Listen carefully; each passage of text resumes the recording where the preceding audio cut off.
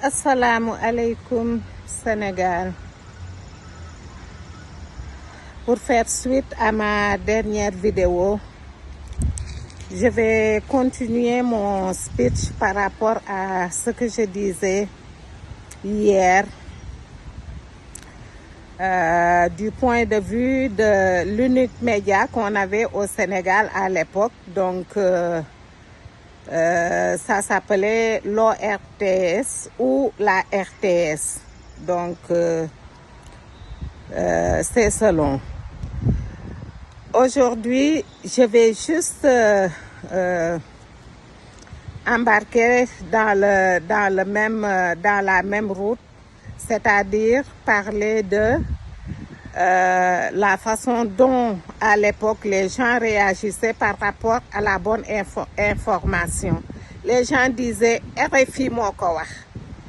RFI moo ko wax mooy c'est RFI qui l'a dit. Donc ils pensaient que l'information donnée par la France était vraie, était juste et vraie, ce qui n'était pas le cas. Donc on faisait gober à nos parents toutes sortes d'inepties qu'ils prenaient et qu'ils prenaient pour de l'argent comptant.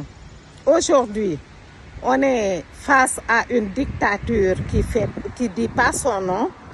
Les gens sont tués, les jeunes sont massacrés juste parce qu'ils aspirent à autre chose. Ils aspirent à une vie meilleure. Ils veulent avoir de bonnes routes. Ils veulent avoir des structures de santé appropriées. Ils veulent avoir du travail, fonder une famille. Que ce soit des gars ou des femmes, des filles. Donc, c'est ça qui fait qu'actuellement, les jeunes sont tués chez nous. Ce qui est bien dommage. Tous les Sénégalais de la diaspora sont inquiets. Si vous regardez notre face, vous savez qu'on ne mange pas et on ne dort plus depuis le 1er juin. Raison pour laquelle on tient à appeler nos mères, les femmes sénégalaises, sortez de chez vous. Exprimez-vous. Ce matin, j'ai entendu deux personnes faire des témoignages par rapport à ce qui se passe chez nous et ils chuchotaient. Personne n'ose parler. Si vous parlez, la police vient vous cueillir. C'est même plus ceux que vous appelez la police, c'est pas des policiers, c'est des nervis, des gens qui se permettent de venir cogner chez les gens et de prendre les jeunes, de les amener et personne ne sait où. Sénégalais yi génn leen su ngeen gisee suñu kanam yi xam ne dañoo stressé. Les gens sont stressés, les gens ne mangent pas, les gens ne dorment pas parce qu'on ne sait pas qu'est-ce qui se passe exactement chez nous. Sortez, on ne peut pas tuer tous les 17 millions de Sénégalais d'un seul coup. Les nervis ne sont pas assez outillés pour ça. S'il vous plaît, sortez. Sénégalais yi génn leen ngir Yàlla. Génn leen ngeen wax li nga xamante ne moom ngeen bëgg ci seen dëkk. Ba doon la xaraam boobu ngeen teg foofu joxoon ko Sénégal ci njëkk ak teranga.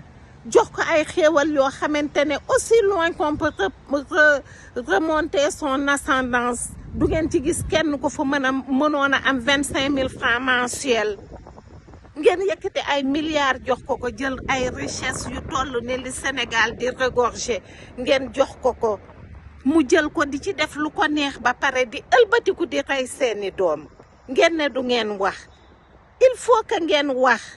Bu ñëpp waxandoo duñu leen mën a jàpp mais bu ngeen dee wax par benn dinañ leen jàpp yéen ñëpp. Ils n'ont même plus assez de place dans les prisons et ils continuent de vous cueillir chez vous. Sortez, parlez, que tous les Sénégalais se mettent à parler en même temps. On viendra jamais vous cueillir chez vous. Si vous parlez tous en même temps, mais si vous chuchotez, si vous vous permettez de vous cacher alors que vous êtes chez vous, C'est vraiment dommage pour nous. C'est dommage pour le Sénégal et c'est dommage pour l'Afrique.